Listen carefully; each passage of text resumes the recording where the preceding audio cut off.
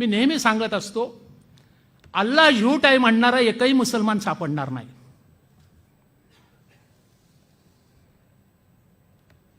पण कसला देवधर्म घेऊन बसलेत असे म्हणणारे मूर्ख हिंदू घराघरात सापडल्याशिवाय राहणार नाहीत.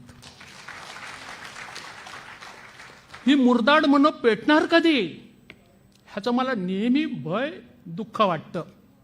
पण 2014ला हा कुणीतरी अंगार फुलवायला पाहिजे. नाहीतर देश जर पुढे आणखीन 4-5 वर्ष गेली तर या देशामध्ये आपण अल्पसंख्याक झालो तर उद्या तुम्हाला कुठल्याही शासकीय योजनेमध्ये कुठल्याही ऑफिसमध्ये तुम्हाला जाता येणार नाही. ह्याचं गांभीर्य हिंदू समाज का ओळखत नाही ह्याचा आम्हाला खेद वाटतो.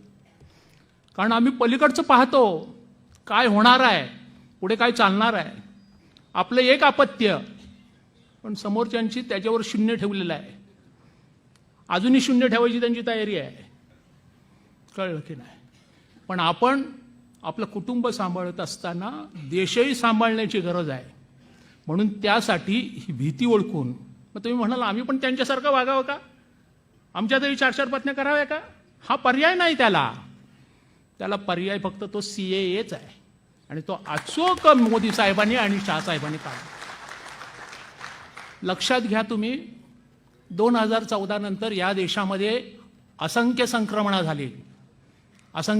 झाली. जे हवं होतं तेच भगवंताने पाठवलं म्हणून आज देश स्थिर आहे. फार मोठी 2 कामं केलेली आहेत. फार मोठी दोन कामं केलेली आहेत जी कधीच झाली नसती.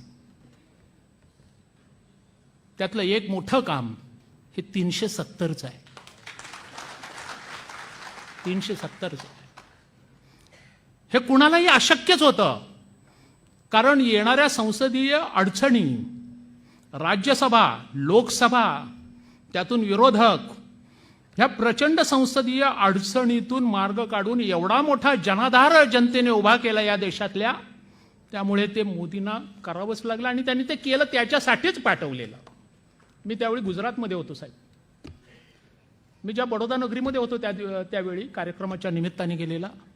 आणि त्या दिवशी प्रचंड असा मोदींच्या सन्मानार्थ फार मोठी रॅली निघालेली.